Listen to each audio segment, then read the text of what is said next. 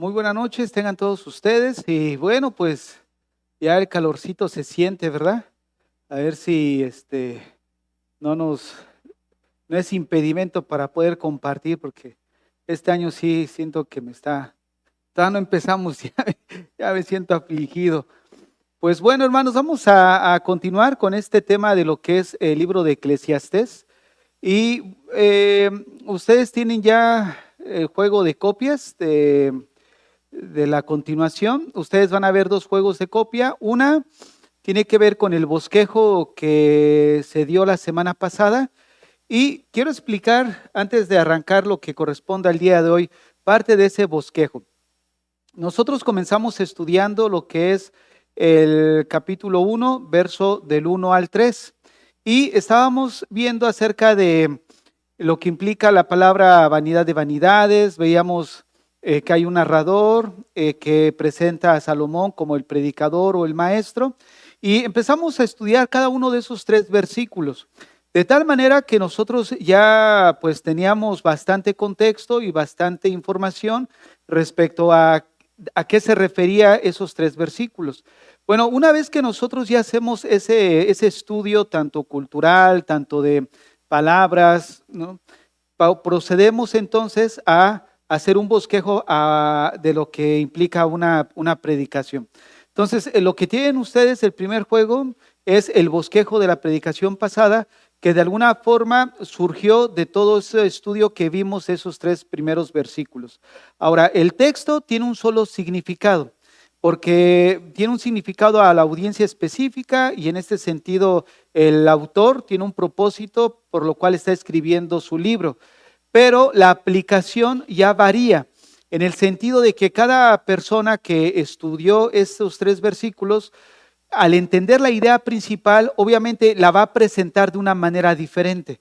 Entonces ahí podemos ver cómo puede haber diferente tipo de sermones de acuerdo a un mismo texto. Y bueno, esto varía de acuerdo a la aplicación que cada uno de nosotros le quiera dar, ¿no? De acuerdo al significado que hemos estudiado pues en esos tres versículos. Y el día de hoy tienen otra copia de juegos que tiene que ver con el verso 4 al 11. Y es precisamente lo que vamos a empezar a estudiar este día. Entonces vamos ahí a tomar sus Biblias, Eclesiastés capítulo 1 del verso 4 al 11. Y bueno, pues entonces retomamos el modo estudio. Este texto dice: generación va y generación viene, mas la tierra siempre permanece. Sale el sol y se pone el sol y se apresura a volver al lugar de donde se levanta. El viento tira hacia el sur y rodea al norte, va girando de continuo y a sus giros vuelve el viento de nuevo. Los ríos todos van al mar y el mar no se llena al lugar de donde los ríos vinieron. Allí vuelven para correr de nuevo. Todas las cosas son fatigosas, más de lo que el hombre puede expresar. Nunca se sacia el ojo de ver, ni el oído de oír. ¿Qué es lo que fue? Lo mismo que será. ¿Qué es lo que ha sido hecho? Lo mismo que se hará. Y nada hay nuevo debajo del sol. ¿Hay algo de que se pueda decir, aquí, esto es nuevo? Ya fue en los siglos que nos han precedido. No hay memoria de lo que precedió, ni tampoco de lo que sucederá. Habrá memoria en lo que será después. Bueno, hermanos, estos cuatro versículos, 11 del versículo 4 al versículo 11, son los que vamos a estudiar el día de hoy. Y el tema que vamos a abordar lo he titulado La monotonía de la vida. La monotonía de la vida. Y para empezar, quiero recordar la idea que hemos estado desarrollando a lo largo de este estudio, desde que comenzamos a estudiar Eclesiastés. ¿Cuál es la idea que hemos estado desarrollando, que de alguna forma ha sido principal para nuestro estudio? Recordemos que la idea es la incapacidad que tiene el ser humano de encontrar sentido a la vida fuera de Dios. Repito, la idea central que estamos desarrollando es la incapacidad que hay en nuestra vida para encontrar un propósito o un fin en esta vida separados de Dios. No sé si queda clara la idea, obviamente da a entender que el hombre separado de Dios pues no encuentra propósito, no tiene un fin, no tiene sentido. Esto precisamente apunta a la incapacidad que nosotros tenemos fuera de Dios de encontrar propósito en la vida. Esa es la idea que hemos estado desarrollando. Ahora, leyendo otra vez los textos del 4 al 7, que vamos a empezar a meditar, vamos a ver qué podemos apreciar de este texto. Vean, lo tienen ustedes ahí en pantalla. Dice así: generación va y generación viene. Pero antes de continuar con la lectura, quiero que al leerlo veamos el matiz que presenta Salomón. Quiero que ustedes vean cómo Salomón empieza a apuntar a acontecimientos acerca de la creación, pero hay algo en particular, porque él apunta a lo reiterativo, a la rutina que se encuentra dentro de la creación. Ahora vamos a leer entonces. Dice: generación va y generación viene, mas la tierra siempre permanece. Sale el sol y se pone el sol, y se apresura a volver al lugar de donde se levanta. Observan otra vez lo cíclico de la rutina. Verso 6. El viento tira hacia el sur, rodea al norte, va girando de continuo y a sus giros vuelve al viento de nuevo. Verso 7. Los ríos todos van al mar y el mar no se llena.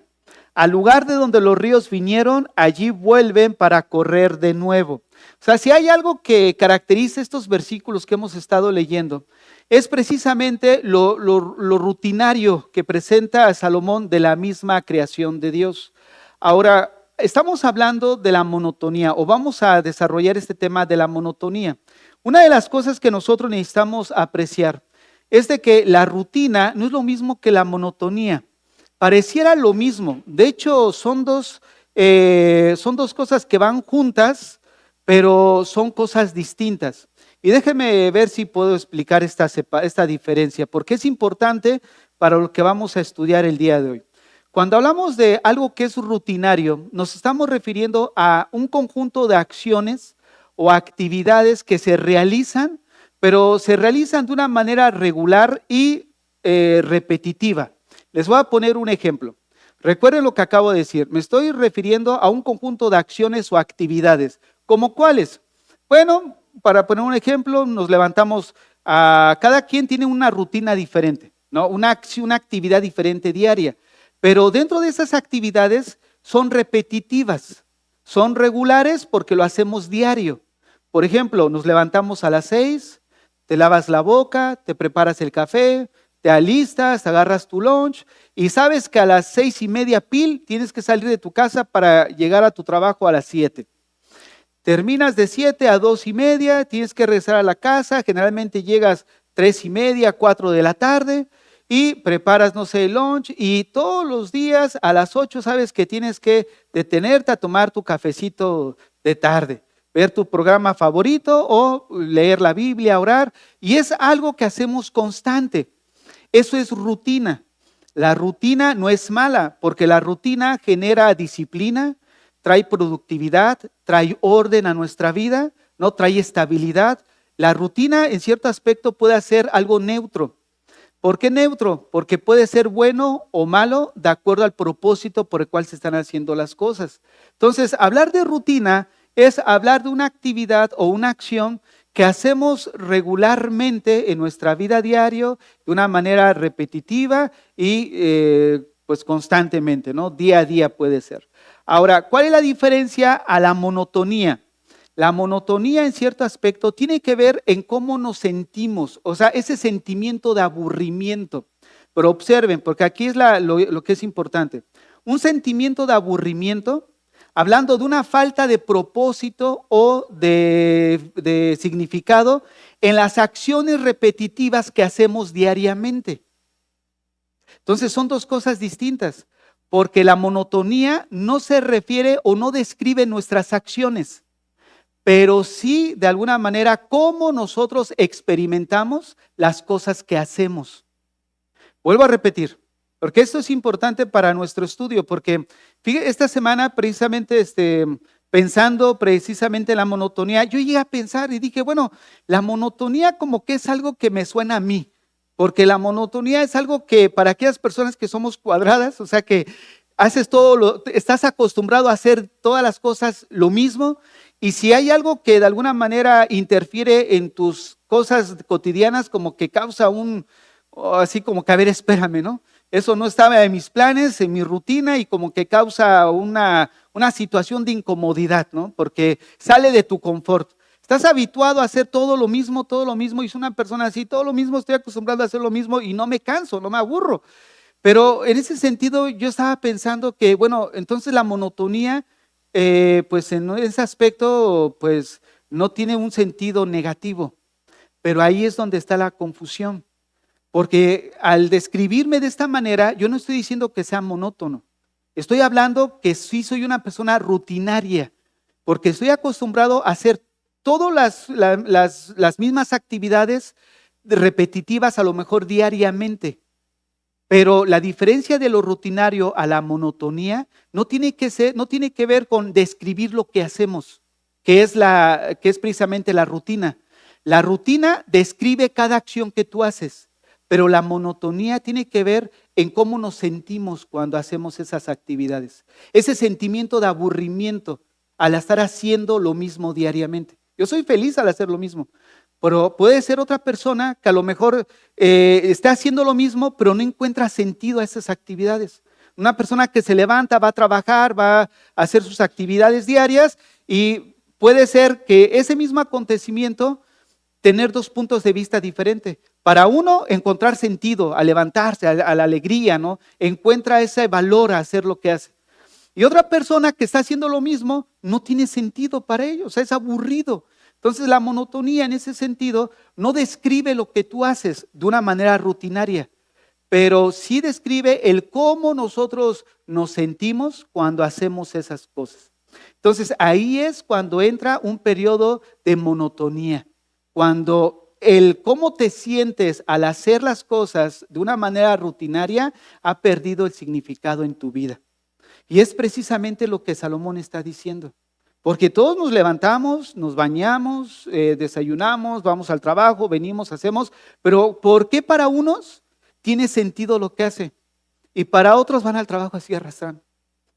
Y como que, ¿no han visto ese perrito, ese que, mi figura donde va el perrito jalándose la patita y así como que, híjole, es lunes y me toca trabajar? Entonces, así estamos algunos, ¿no es cierto? De que, bueno, pues me toca hacer lo mismo de siempre, pero ha perdido ese sabor a lo que hacemos. Entonces, eso es precisamente de lo que está tratando Salomón. Salomón está describiendo desde un punto de vista separado, o sea, describiendo al ser humano, pero separado de su conexión con Dios. Y es algo que hemos estado tratando. Lo que pone el punto diferente a todo lo que hacemos es nuestra conexión con Dios. Cuando llega ese corte entre Dios y nosotros, todo lo demás pasa a ser un sinsentido. Entonces es precisamente lo que Salomón está describiendo. Vean lo que dice: generación va, generación viene, mas la tierra siempre permanece. Sale el sol y se pone el sol y se apresura a volver al lugar de donde se levanta. Y vean otra vez lo rutinario de la creación, ¿no? El viento tira hacia el sur y rodea el norte, va girando de continuo, y a sus giros vuelve el viento de nuevo, o sea, al mismo lugar. Los ríos todos van al mar y el mar no se llena. Al lugar de donde los ríos vinieron, allí vuelven para correr de nuevo. O sea, lo rutinario. Ahora, el problema aquí no es de que lo rutinario sea malo, sino él está partiendo del punto de vista de una persona que ha perdido el sentido de la vida diaria, ¿no? Ese es el punto principal.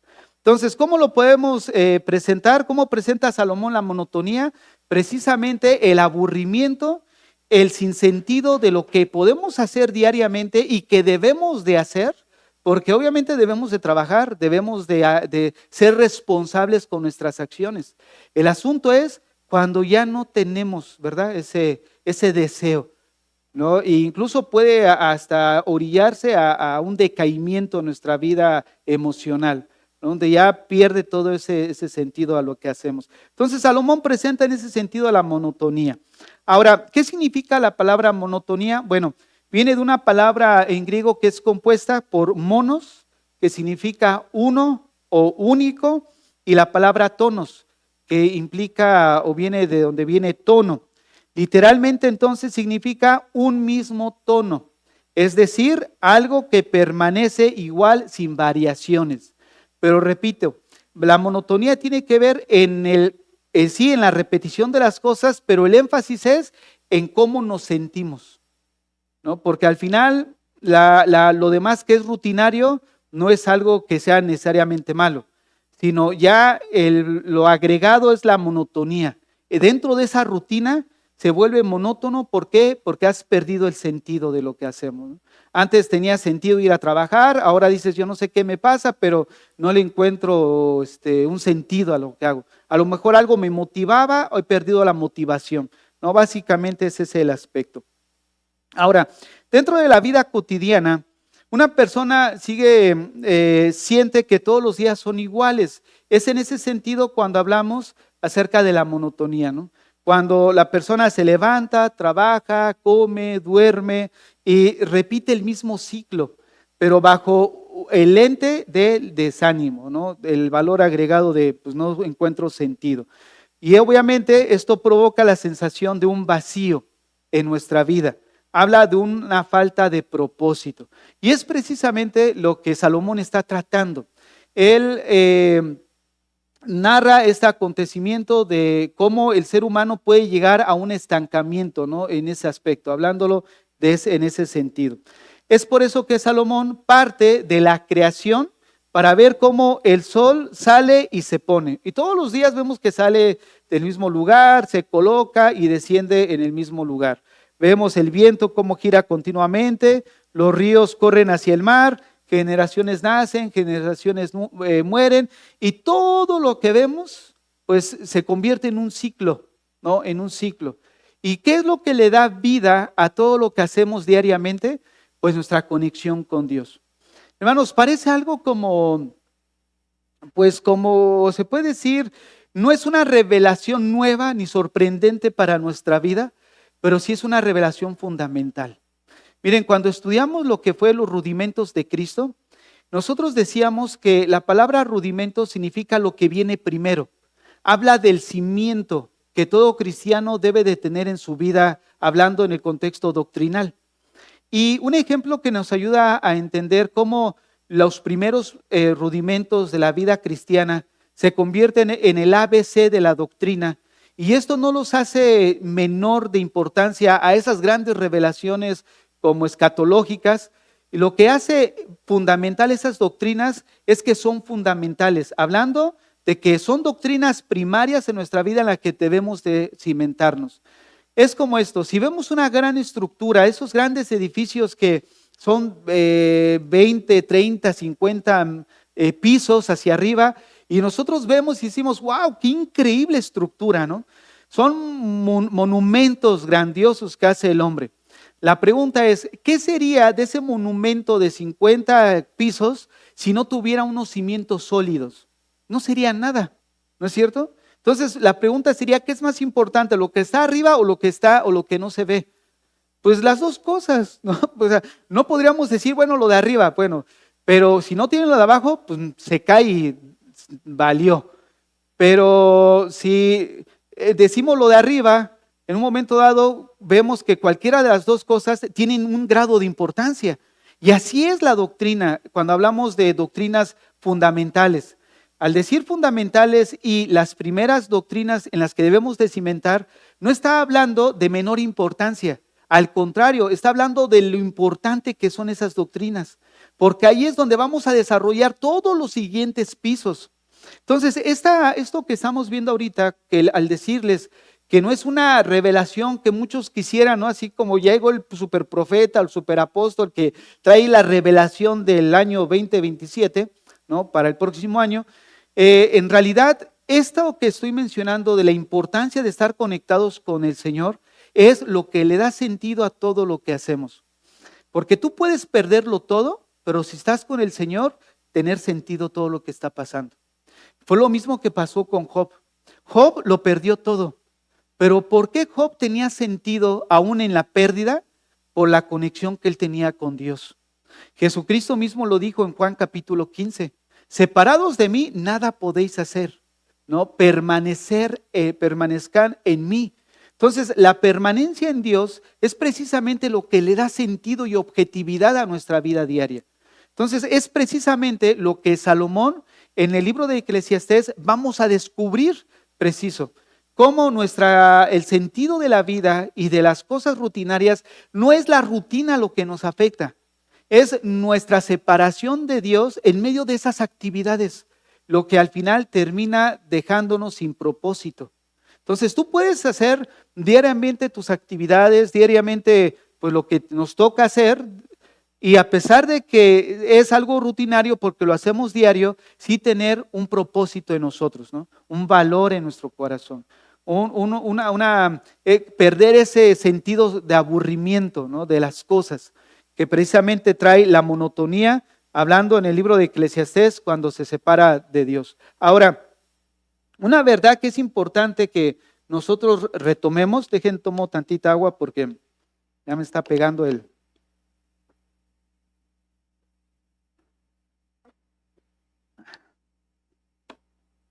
Ya tenía rato que no me daba eso.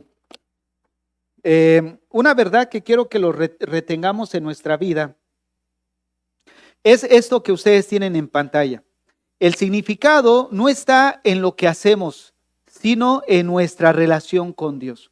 Miren, la creación que está a nuestro alrededor, todo lo que Dios hizo en Génesis, el propósito de esa creación no es para que nosotros como seres humanos alcancemos la plenitud de nuestra vida. Y eso es importante que lo tengamos presente. La creación nunca fue hecha por Dios para que el hombre alcance su plenitud, sino que el significado que cada uno de nosotros debemos de encontrar en la vida es precisamente en relación con nuestra permanencia con Dios. Es preciso lo que esta oración está diciendo y es algo que debemos de retener en nuestra vida. El significado no está en lo que hacemos, sino en nuestra relación con Dios. Eso es lo que le da el significado a nuestra vida, la relación que tenemos con el Señor. Miren, tengan eso presente. El hombre en la vida secular pues siempre busca un significado a su vida. Pero cuando hablamos de significado, ¿qué es lo que queremos decir? Bueno, queremos decir por qué existo. ¿Cuál es la razón por la cual vine a esta tierra? ¿Para qué vivo? Algo que decíamos en el sermón pasado es de que si hay algo que es inevitable y que todos los seres humanos van a atravesar es la muerte. Pero lo trágico no es la muerte en sí misma, porque todos sabemos que vamos a morir. Lo trágico es haber vivido sin entender cuál fue el propósito por el cual fuimos creados, por el cual existimos. Muchos murieron y nunca encontraron el propósito de su vida. O sea, ¿para qué estuvieron aquí? Y tuvieron un ciclo que precisamente está desarrollando Eclesiastés. Me levanto, como, trabajo, duermo. Me levanto, como, trabajo, duermo. Y todo ese ciclo se forma solamente debajo del sol. ¿Por qué? Porque fue limitado a esta vida terrenal. Entonces, al final, muchos murieron sin encontrar un propósito en su vida. Y es precisamente cuando el hombre dice, oye, ¿qué sentido tiene la vida? ¿Cuál es el significado de la vida? Buscan responder, ¿tiene algún propósito mi vida? ¿Tiene algún propósito? ¿Qué valor tienen mis sufrimientos y mis alegrías? Lo que decíamos de Salomón. Hermanos, ¿a quién le gusta sufrir? Pues a nadie, ¿no? Todos buscamos un espacio de alegría, ¿no? De reposo, de tranquilidad, pero a nadie le gusta el sufrimiento. Pero es inevitable que el sufrimiento llegue a nuestras vidas. Llega por diferentes medios, diferentes formas, pero es en ese momento de sufrimiento donde nosotros debemos de encontrar o nos preguntamos qué sentido tiene estar sufriendo. O sea, ¿vivo para esto? ¿Cuál es la situación de todo esto? Entonces fue precisamente la vida de Job la que nos responde esa interrogante. Cómo a pesar de que pierde todo, no perdió el sentido de las cosas. ¿Por qué? Porque su permanencia estaba con Dios. Dios dio, Dios quitó. Esa frase simplemente nos enseña que al final nuestra vida en la tierra solamente es coherente cuando encontramos un propósito eterno en Dios. Porque si perdemos todo en nuestra vida, pero mi vida hay un significado en Dios y lo que está ocurriendo, mi manera de pensar es coherente en mis acciones, en cómo responda ante las cosas, eso me indica precisamente que yo he encontrado el propósito en mi vida aquí en la tierra, ¿no? Y hay otras preguntas que también nos podemos hacer como, ¿qué hay algo que trascienda la muerte? ¿Qué trasciende la muerte? Pablo decía a los colosenses ahí en Colosenses capítulo 3, verso 1, miren lo que Pablo decía, lo que escribió. Sí, pues habéis resucitado con Cristo. Miren, si habéis resucitado con Cristo, yo les quiero preguntar, ¿cuántos de aquí han resucitado con Cristo? Yo los veo aquí todavía vivos. ¿Cómo que resucitaron? Fíjense cómo la Biblia ya nos ubica en un acontecimiento ya vivido. ¿Por qué? Porque resucitamos en Cristo en lo espiritual. ¿No es cierto? Morimos con Él y hemos resucitado con Él. Ahora, si nosotros resucitamos con Cristo, ¿qué significa? Que hemos venido a entrar a una nueva vida. Si hemos entrado a una nueva vida, como personas que tenemos nueva vida, ¿dónde debe de estar nuestra mirada? Vean lo que dice. Si pues habéis resucitado con Cristo, buscad las cosas de arriba, donde está Cristo sentado a la diestra de Dios. Poned la mira en las cosas de arriba, no en las de la tierra, porque habéis muerto y vuestra vida está escondida con Cristo en Dios.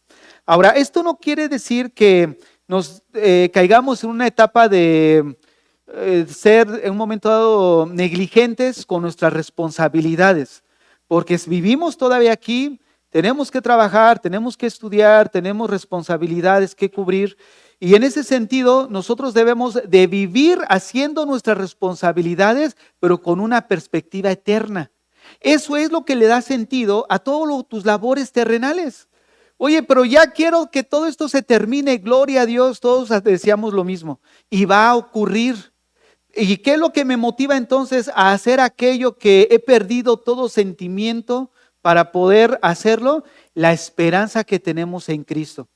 Que un día vamos a estar con Él, vamos a reinar con Él y entonces todo este sufrimiento y todo lo que atravesamos aquí en la tierra nos vamos a dar cuenta que fue pasajero. O sea, al final no se compara el poco tiempo que estemos sufriendo con la eternidad que vamos a estar con el Señor. Entonces, eso precisamente, vivir terrenalmente aquí con todo lo que venga y las aflicciones que pueda traer este mundo caído, pero con una perspectiva divina, con nuestra mirada puesta en los cielos.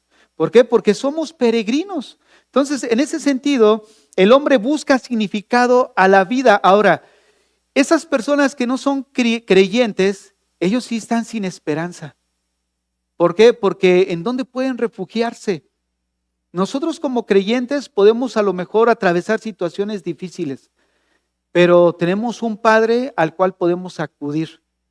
Pero una persona incrédula, ¿a quién puede clamar? Sí, clama a Dios, ¿no? Porque entienden que existe Dios, pero no tienen esa conexión directa con Él como la tenemos nosotros. No tienen esas promesas que Dios nos ha dado a nosotros como creyentes. Entonces, nosotros como creyentes, a pesar de que atravesamos situaciones difíciles, pero tenemos esperanza en nuestra vida, ¿no? Muy diferente pues a estas personas que buscan significado en la vida a través de lo que Salomón nos mostraba, ¿no? Salomón buscó la felicidad en el placer y no la encontró. La felicidad en la popularidad y no la encontró. En el conocimiento, en la sabiduría y no lo encontró. En el éxito y no lo encontró. Y algo que decíamos es de que Salomón encontró vanidad de las cosas no en el fracaso, sino en el éxito. Fue estando en la cima donde él experimentó todo y gozó de todo el éxito y de todo el placer y todo lo que quiso, y estando en la cima terrenal, vio que todo era vanidad. Y hablábamos precisamente del espejismo. ¿no? De ese oasis en el desierto que aparentemente después de tantas horas expuestos al sol, la persona en el desierto ve como un oasis, un espejismo, pensando que hay agua para poder beber, y cuando llega a ese lugar encuentra que es arena seca. Y de repente levanta sus ojos y ve otro oasis más adelante, corre hacia él y otra vez encuentra que era un espejismo. Y así es la vida. Cuando la vida no nos satisface terrenalmente, pensamos, ese oasis, o sea, esa casa, si yo la tengo, voy a ser feliz. Tienes la casa y descubres que no eres feliz. Levanta los ojos y otro oasis a distancia. Si encuentro ese trabajo y lo hago mío, voy a ser feliz. Encuentras ese trabajo y descubres que sigues igual de infeliz. Porque nada en la tierra fue creada por Dios o fue dejado por Dios para que nosotros encontremos la felicidad. Fuera de Dios, hermanos, todo es pasajero. Por eso es vanidad. Por eso es como un espejismo. Aparentemente lo tomas, pero cuando lo estás cerrando el puño para tomarlo, descubres que es puro viento, ¿no es cierto? Por eso vanidad asemeja a algo viento, algo vacío. Y es lo vacío que deja en nuestras vidas precisamente la idea de que podemos ser felices a través de eso. Si hay felicidad, siempre y cuando sea unido con Dios. Porque según la Biblia hay dos formas de cómo el ser humano recibe las cosas materiales. Cuando las busca o cuando Dios se las da. Y son ahí dos cosas distintas, ¿no? Vean lo que dice, por ejemplo, ahí Mateo 6, si no estoy mal. Creo que es Mateo 5. Ahorita les voy a decir el texto. Lo que sí es que es el Sermón del Monte. Sí, Mateo 6, verso 32. Ahí váyanlo buscando, lo que toma un poquito más de agua.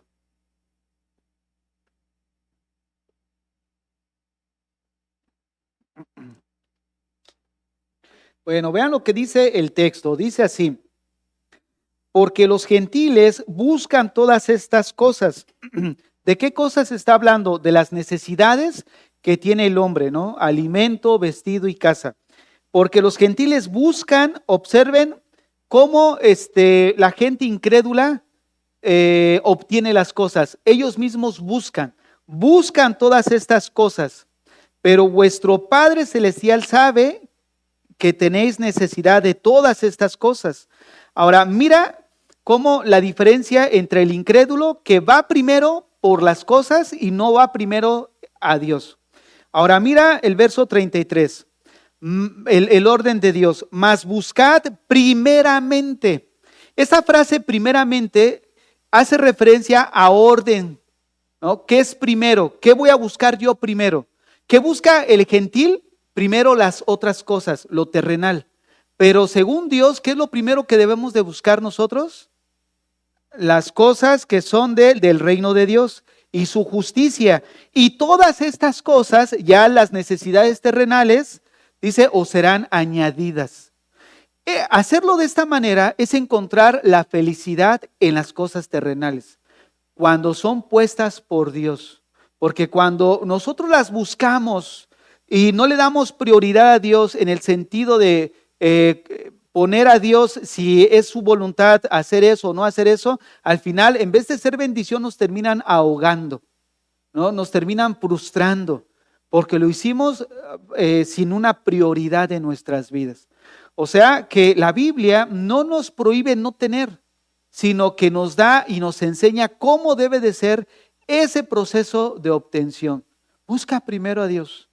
Eso no quiere decir que te la vivas en la iglesia, porque hay quienes dicen, me la voy a vivir en la iglesia y después ¿quién me va a mantener? No, nosotros no te vamos a mantener. No, no se trata de eso, hermanos. Se trata de llevar una vida equilibrada, donde mi comunión está con Dios, y es ahí el punto que estábamos abordando al inicio. Lo que Salomón nos muestra, que en medio de la rutina diaria has perdido propósito y sentido, porque en esa rutina, a ver, háblame, ¿cuáles son tus prioridades? ¿En tu prioridad número 1 está Dios? ¿No será acaso eso que has perdido ahora sí, o tienes ese sentimiento de aburrimiento en la rutina? Porque en la rutina, pues todos entramos a eso, sí o no, tenemos que entrar a esa vida rutinaria, ¿no? Que el mismo sistema de aquí nos da. Pero la idea es, hablando de esa rutina, ¿dónde está Dios en medio de eso, que esa actividad? Porque dentro de esa rutina, y repito, no es malo, ¿dónde está el orden que el Señor nos está mostrando? Sí, haz todo lo demás, pero primero acuérdate de mí. Acuérdate del reino de los cielos, ¿no? Y ahí es el punto precisamente del que nosotros estamos abordando o tocábamos en Colosenses 3 del 1 en adelante, ¿no? Si pues habéis resucitado con Cristo, buscad las cosas de arriba. Mirad las cosas de arriba y no en las cosas de la tierra, hablando en ese orden. No significa que vamos a estar en la casa esperando que Dios nos bendiga, sino significa que vamos a ocuparnos de las cosas terrenales, pero con una perspectiva eterna, ¿no? Darle prioridad a Dios en nuestra vida. Entonces, el ser humano desea saber si su vida tiene una finalidad, una dirección o un propósito. Todo mundo, de alguna forma, llegamos a meditar en eso. Bueno, que ya crecí, vas avanzando los años de tu vida y uno piensa, bueno, y ya, pues ya soy un poco independiente, ¿y ahora qué? Ya me encuentro una novia, un varón, una mujer, y después ¿qué? O sea, ya nada más soy el proveedor de la casa, tengo hijos y ya ahora soy abuelo, ¿y ahora qué? O sea, ¿qué hay más de todo eso? Entonces, el hombre inconscientemente busca, ¿no?, un sentido de las cosas. Ahora, cuando nosotros partimos del hecho de tener una perspectiva divina, de permanecer en Dios, entonces esa vida rutinaria encuentra sentido, porque ya encuentras un propósito al ser padre. No solamente es una perspectiva terrenal de alimentarlos, vestirlos, proveerle una habitación, sino ahora es una perspectiva eterna. ¿No? Ahora les voy a enseñar de Dios, les voy a instruir, les voy a encaminar al reino de los cielos. Entonces ya la figura paterna y materna encuentran un propósito, no solamente es las necesidades terrenales. Entonces ya encontramos un propósito en esas áreas, ¿no? Igual en cada una de las áreas en las que pues estamos viviendo. Entonces la búsqueda de significado consiste en intentar encontrar aquello que le da coherencia a nuestra vida. Fíjense, vuelvo a repetir, la búsqueda de significado entonces consiste en intentar encontrar aquello que es coherente con nuestra vida. Salomón de alguna manera describió esto a través de la creación, ¿no? Cómo el hombre buscaba su significado a través de todo lo que hacemos, pero lo que hacemos aquí en la tierra, pero no tenía un sentido así había perdido, ¿no?, el sabor de las cosas. Ahora nosotros, para encontrar un sentido, debemos de encontrar aquellas cosas que son coherentes con ¿qué? Con nuestra fe, con lo que tiene relación con Dios. Miren, nosotros no fuimos creados para ser criaturas independientes de Dios. Dios siempre ha estado ahí.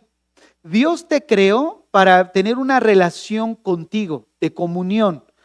Entonces, si hay alguien que está más interesado en que nosotros lo conozcamos, es Él. Piensa en eso. Si Dios está más interesado en que lo conozcas que tu interés, entonces esto nos ayuda a entender que si lo buscamos, sí o sí lo vamos a encontrar. Porque Él está más interesado que tú mismo. O sea, que el mismo deseo que tú puedas tener. Alguien puede decir, bueno, yo sí estoy interesado en conocer a Dios. Pues Dios más. Dios está más interesado que ese deseo que tú tienes en tu corazón para que lo conozcas. Y si Él está más interesado, entonces, como dice la Biblia, todo aquel que le busca debe de tener fe que cuando lo buscamos lo vamos a encontrar, lo haya. Por eso la Biblia dice eso. Porque si hay alguien más interesado en que lo conozcamos, es Él. Entonces, de ahí, cuando tú vas a la Biblia y cuando tú tienes ese corazón de crecer en el conocimiento de Dios, no te vas a ir ahora sí con la finta de que, bueno, lo busqué, toqué puerta y no lo encontré. No, sí lo vas a encontrar porque Él está más interesado. Entonces, esas cosas son precisamente lo que le da sentido a nuestra vida, porque no somos criaturas hechas con el propósito de encontrar una independencia. No. Nosotros fuimos creados para ser dependientes de Dios. Entonces, esa es la cuestión. Nuestra dependencia debe de estar formándose día a día. Y esa es tu responsabilidad y esa es mi responsabilidad. Crecer en el Señor. Por eso la Biblia enseña que el hombre busca significado porque fue creado a la imagen de Dios. Y al ser creado, al haber sido creados a la imagen de Dios, Dios quiere tener un encuentro cada día contigo y conmigo.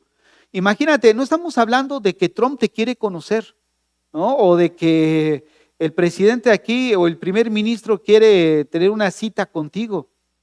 No, es el creador del universo, el Dios de los dioses y Señor de señores. Imagínate nada más, vas a entrar a la sala del gran rey, del santo de los santos.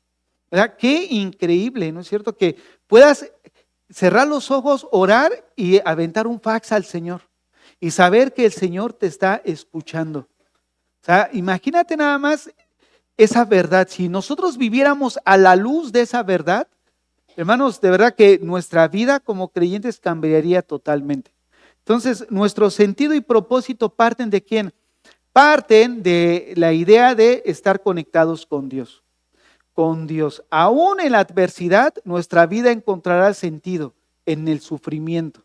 ¿Por qué? Porque nuestro sufrimiento dará gloria a Dios si respondemos de una manera correcta en medio de ese sufrimiento. ¿No? Entonces, es ahí donde nosotros debemos de ver. Ahora, Salomón también nos presenta en el libro de Eclesiastés, entonces, ahora que estamos viendo la rutina, ¿no? Cuando cae en monotonía de la vida del ser humano que se desconecta con Dios, nos presenta el problema del corazón. Vamos a ver un punto en este aspecto. La incapacidad del corazón para satisfacerse. Porque estos textos que acabamos de leer precisamente nos muestra cómo hay en el corazón del hombre esa incapacidad para encontrar satisfacción. Y ese es el problema del corazón del hombre. El ojo nunca deja de ver, ¿no dice eso? Y el oído de oír, o sea, que busca constantemente algo nuevo que ver. Ve algo de la creación y no lo llena, necesita algo más. Y está constantemente viendo qué situación de la creación tiene la capacidad para llenarlo. Y descubre que al final ese es el problema del hombre, que no se ha dado cuenta que su corazón se ha separado de Dios. Entonces, vean, el hombre entonces quiere algo nuevo. Vean lo que dice el texto en el verso 8.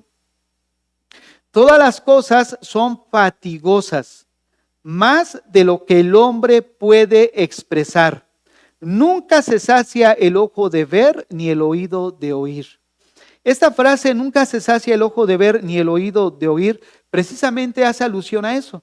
O sea, que no hay nada de lo que él vea que pueda decir, ay, esto me cautivó, me quedo con esto. Esto me llenó. O esto que escuché me llenó. O sea, habla de que el corazón del hombre tiene una incapacidad para encontrar una satisfacción fuera de Dios. Entonces, es ahí donde vemos el problema del corazón. Una de las cosas que decía San Agustín era, nuestro corazón no halla reposo hasta que descansa en él. Nuestro corazón no halla reposo hasta que descansa en él. Y así es la vida, así es la vida. Lamentablemente también de muchos creyentes, hermanos. Porque hay veces que como creyentes, pues sin darnos cuenta podemos habernos hace rato ya desconectado de nuestra relación con Dios y no vemos que algo nos llene, ¿no? Algo nos satisfaga, ¿no? Vamos a la iglesia, lo vemos todo rutinario, vamos a la alabanza y le vemos sin propósito, leemos la Biblia y dices, bueno, no sé qué me pasó.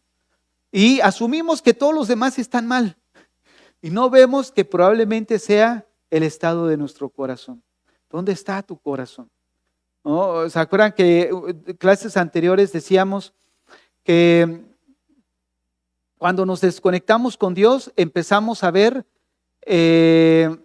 empezamos a cuestionar las cosas? O sea, cuando estás con Dios, estás entregado, ¿no? Estás leyendo la Biblia, apasionado, discipulándote, pero nada más empiezas a desconectarte y entonces empiezas a decir, bueno, ¿y realmente es necesario ir siempre a la iglesia? ¿Realmente es necesario discipularnos?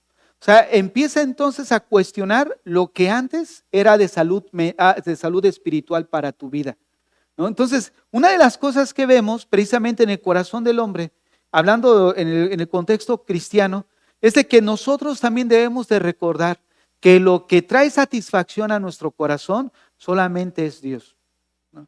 Y precisamente no caigamos como el incrédulo llega a pensar. Creemos, yo también creo en Dios, ¿no? Tú le dices a una persona, oye, tienes que arrepentirte y creer en Dios. No, yo sí creo en Dios. Y así hay muchos cristianos. No, yo sí soy cristiano y creo en Dios y estoy bien con Dios. Pero ya cuando haces un escaneo, entonces ya te das cuenta que no es así como decimos estar en Dios o creer en Dios. Porque generalmente el incrédulo, pues las personas no creyentes, todos asumen que creen en Dios. Pero no es lo mismo el que ellos dicen que crean en un Dios como la Biblia nos manda a creer en Dios. Porque la Biblia nos manda a toda aquella persona que cree en Dios debe de someterse en obediencia pues a buscar la voluntad de Dios, ¿no? Y entonces ahí vemos que muchos que dicen creer en Dios, pues hablando del aspecto incrédulo, realmente no hay un sometimiento al señorío de Cristo. Entonces nosotros como cristianos podemos apreciar esa diferencia, ¿no? Yo creo en Dios, pero ese creer deviene en una actitud de obediencia de mi parte hacia Dios. Entonces, precisamente ese es el punto que estamos viendo. Repito, nuestro corazón no haya reposo hasta que descansa en Él. Un texto bíblico que apoya esto, ¿cuál sería? Mateo 11, 28, si no estoy mal. Vamos a Mateo 11, 28. Me acuerdo porque Mateo 12 es el día de reposo y Mateo 11, 28 sí es, venid a mí todos los que estáis trabajados y cansados, y yo os haré descansar. Hay veces que como cristianos decimos, no, voy a dar testimonio del Señor y se lo voy a compartir a un incrédulo. Pero este texto, hermanos, también aplica para nosotros.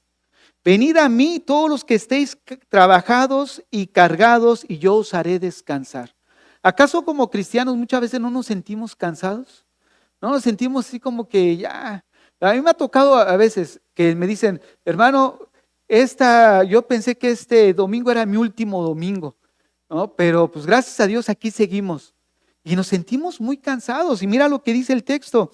Llevad mi yugo sobre vosotros y aprended de mí, que soy manso y humilde de corazón, y hallaréis descanso para vuestras almas. Ahora, observen lo que dice el verso 29. Llevad mi yugo. El yugo, en la cultura judía, bueno, todos sabemos qué es el yugo, ¿no? El que se le pone a la yunta para ahí arar la tierra. Pero en el contexto de la cultura judía, el yugo hablaba de sumisión a la autoridad. Por eso había una frase judía que decía, sométanse al yugo de la Torá, porque habla acerca de estar bajo la autoridad de Dios. Entonces, cuando el Señor aquí dice, lleva mi yugo, quiere decir, ¿quieres descansar? Pues la única manera de que tú puedas descansar tranquilamente es sometiéndote a mi voluntad. Lleva mi yugo. O sea, espera a Dios que nosotros nos sometamos a la voluntad de Él. Y es ahí cuando nos alineamos a la voluntad de Dios, cuando nuestra alma descansa. ¿Por qué? Porque puede venir algo complicado a tu vida, pero si tú estás alineado con Dios, tú tienes paz. Porque sabes que estás alineado con Dios en su voluntad. Entonces, lo que la Biblia nos dice es de que quienes encuentran reposo, los que se someten a la voluntad de Dios. Miren, hay muchos incrédulos que dicen, yo quiero la paz de Dios. ¿Quién no quiere la paz de Dios, no? Que Dios da. Pero para recibir la paz de Dios, tienen que recibir primero la paz con Dios. Entonces, hay unas preposiciones que son bien importantes, la palabra con y la palabra de. Mucha gente dice, yo quiero la paz de Dios, o sea, quieren el beneficio que Dios da. En medio de la tribulación yo quiero sentir paz de Dios. Bueno, todo el mundo la quiere, pero nadie quiere hacer la paz con Dios. Y para recibir la paz de Dios, primero necesitamos hacer la paz con Dios. Si tú no tienes la paz con Dios, no vas a recibir la paz de Dios. Y es lo mismo en este texto. Muchos quieren el beneficio, pero no quieren el sometimiento. ¿Quieres recibir la paz? Miren, ¿por qué la gente del mundo está afligida? ¿Por qué está sufriendo? Porque viven al margen de la voluntad de Dios.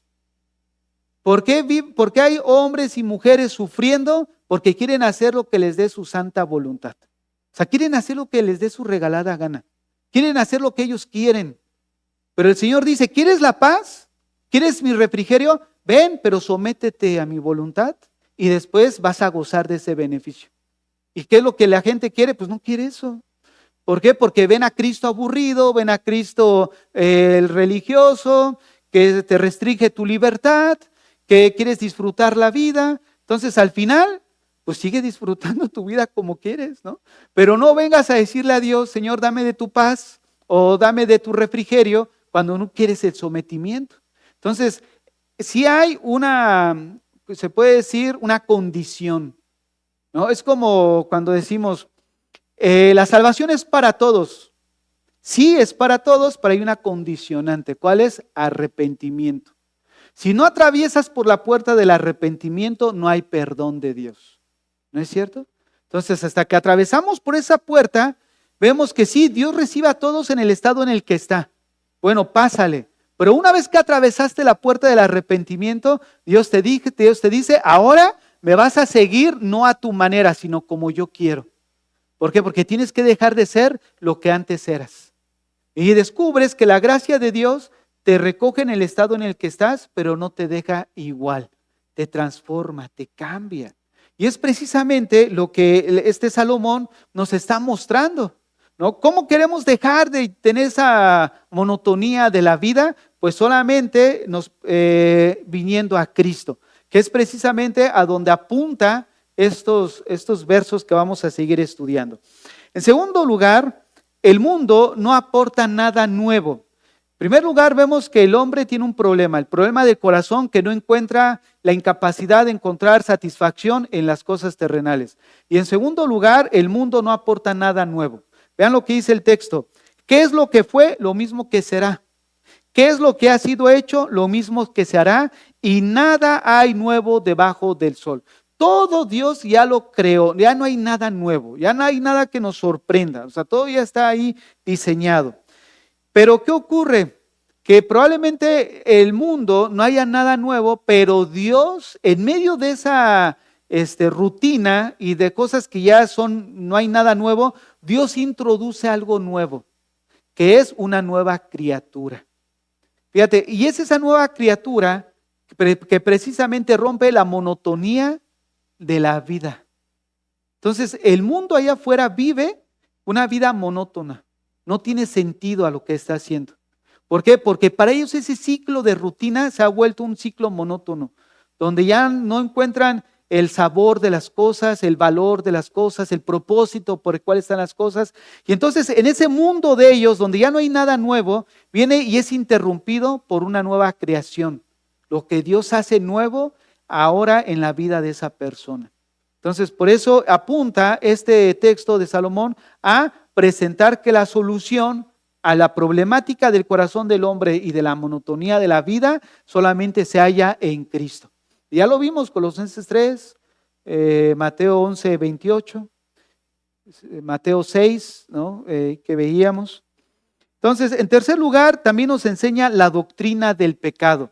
Porque, ¿qué dice? Nada cambia, todo es igual. O sea, el hombre desde que cayó en pecado sigue pecando, ¿no? Sigue cometiendo los mismos pecados, no hay nada diferente, no hay nada novedoso, ¿no? Realmente es el mismo ciclo pecaminoso del hombre. Entonces, ¿cuál es la solución que vemos a la problemática que presenta Salomón? Pues que solamente Dios puede hacer algo verdaderamente nuevo. ¿Cómo? Pues a través de una nueva criatura. Dios introduce la nueva creación. Dice segunda carta a los Corintios 5:17, el que está en Cristo, nueva criatura es. Entonces, en medio de esa vida rutinaria que tiene el hombre sin Dios, ¿qué es lo que rompe ese esquema? Presentarles a Cristo. Mira, tu vida sin sentido, tu vida sin propósito, tu vida de monotonía que has tenido en tu vida diaria, solamente puede encontrar sentido cuando Cristo hace una nueva criatura en ti. Y entonces esa introducción de Dios de algo nuevo a través de una nueva criatura rompe con esa vida cíclica. En segundo lugar, Cristo rompe con el ciclo repetitivo también del pecado. ¿Por qué? Porque Dios nos hace o nos da una nueva vida, ¿no? Recordemos que nada hay nuevo debajo del sol y es igual respecto al pecado. El hombre siempre ha pecado de la misma manera y es una actitud pecaminosa cíclica. Entonces, ¿qué rompe con eso? También el hecho de que ha hecho en nuestra vida una nueva vida, nos da una nueva vida en la cual ahora nosotros podemos romper con esa vida cíclica pecaminosa que teníamos. Porque yo creo que cada uno de nosotros pues hemos visto significativamente una reducción de pecado en nosotros, ¿no? O sea, si te analizas en tu vida, no estoy diciendo que analices al vecino, porque yo sé que lo vas a hallar más pecador que tú, ¿no? Ya se voltearon a ver, ya lo sé. Pero miren, no, analiza tu corazón y observa que realmente debe de haber una reducción significativa de pecado. ¿Por qué? Porque precisamente esta nueva vida que Dios nos provee rompe con esa vida cíclica pecaminosa. En tercer lugar, la vida de Cristo pues abre a una nueva relación con Dios. Y es precisamente esta nueva relación con Dios la que le da sentido a nuestra vida rutinaria, ¿no? Recordemos que la rutina es neutra, sea positiva o negativa, de acuerdo al propósito que tú le des, ¿no? Voy a dar un ejemplo, a lo mejor muy obvio, pero para que vean a lo que me refiero. Hace rato decía que muchos tenemos una rutina, te levantas, lavas los dientes, tomas café, te alistas, te vas al trabajo, regresas y todo, ¿no? Al final tiene un buen propósito esa rutina.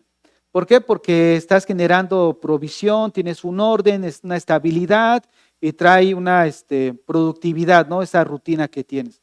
Pero también hay personas que se dedican a ver, ¿no?, la conducta de otras personas, a lo mejor no en este país, pero en otros países donde empiezan a estudiar a qué horas sales, a qué horas entras y empiezan a estar ahí como espías. ¿Para qué? Para ver en qué momento dan el golpe. Entonces, al final es una rutina, pero el propósito, ¿cuál es? Pues obviamente negativo, ¿no? Entonces, a eso me refiero. La rutina es neutra, pero es positiva o negativa de acuerdo al propósito que se le esté dando, ¿no? Entonces, vamos a ir a la conclusión. Vamos a ver 5 aspectos. El primero, el Eclesiastés entonces describe la vida de un mundo caído.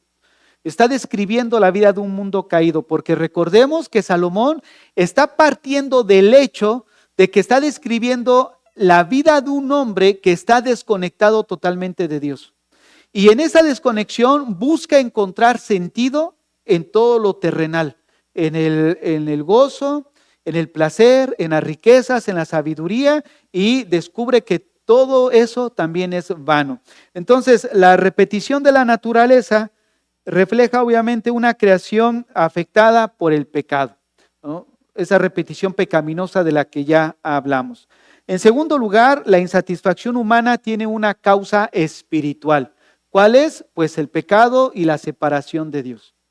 ¿Cómo viene esa insatisfacción humana? Porque cuando nosotros muchas veces hablamos con personas, se encuentran en un estado así, ¿no? Es que pues ya me encuentro insatisfecho en lo que hago.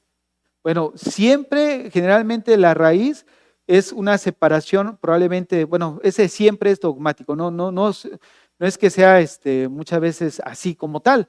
Y esto lo vimos precisamente cuando hablamos del tema de depresión. Cuando hablamos del tema de depresión, siempre decimos, es que hay pecado en la vida de la persona, por eso está deprimida. Bueno, en la Biblia hay casos en los que grandes hombres de Dios, por llamarla así grandes, porque ellos sí eran grandes, fueron personas que padecieron por la depresión y no necesariamente estaban en pecado. Un Elías, después de haber matado a todos esos profetas de Baal, vino un decaimiento en su vida espiritual y anímica, que lo llevó a huir y a estar deprimido en el desierto. Y él no estaba en pecado. Moisés, en Números, Señor, ya no aguanto más a este pueblo. Además es tu pueblo, ¿no? Le dice. Ya no aguanto más, estaba en un estado crítico, ¿no? Emocionalmente y espiritualmente, hablando de un decaimiento total, y él no estaba en pecado. Entonces, muchas veces cuando estamos en un estado de depresión no significa que haya pecado ahí. A eso apunto a lo que estoy diciendo. Una vida de insatisfacción humana tiene una causa espiritual. Hay personas moralmente aceptables por la sociedad, o sea, que llevan una vida moral bien y que incluso pueden ser exitosas en la vida, no les falta nada, pero ¿por qué encuentran un vacío? Por su separación de Dios. O sea, la separación de Dios sí produce en nosotros esa insatisfacción. Y obviamente se traduce pues también en una vida pecaminosa, ¿no? Porque al final el pecado tiene la capacidad de corromper todo lo que toca, de destruir nuestra relación con Dios. Entonces, en tercer lugar, el progreso humano no puede resolver el problema fundamental.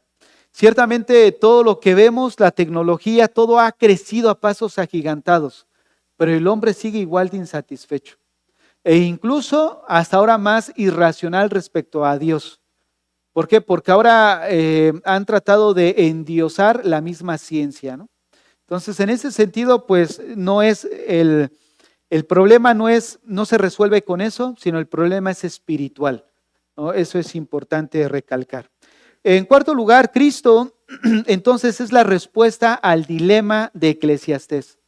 ¿En qué sentido? Donde el predicador observa ciclos repetitivos, Cristo entonces introduce una nueva creación.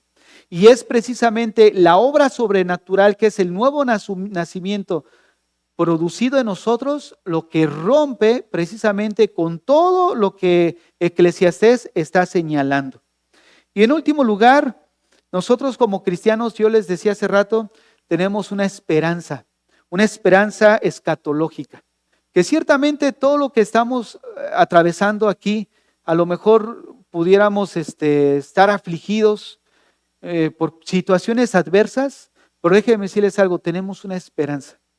Cuando el Señor venga y empecemos a reinar con Él, ¿no? Y esa es la esperanza que tenemos, ¿no? Personas que a lo mejor pueden estar afligidas por una enfermedad, por problemas a lo mejor de trabajo, por problemas familiares. Todo eso que nos aflige, déjame decirte algo, es pasajero. Al final vamos a gozar con el Señor, ¿no? Yo recuerdo el testimonio de una mujer que había quedado parapléjica porque se aventó de una piscina y ella decía, ¿no?, que ya no encontraba propósito para su vida, hasta que el Señor le enseñó a cómo en medio de su sufrimiento ella podía y tenía la capacidad de glorificar el nombre de Dios. La situación no es lo que estamos afrontando, la situación es cómo lo estamos afrontando, cómo lo estamos recibiendo, cómo lo estamos canalizando, porque la Biblia nos asegura que vamos a pasar por tribulaciones, pero la Biblia nos dice, gócense cuando vengan tribulaciones a sus vidas. ¿Y por qué? Porque al final tenemos una esperanza y el Señor viene por nosotros, hermanos.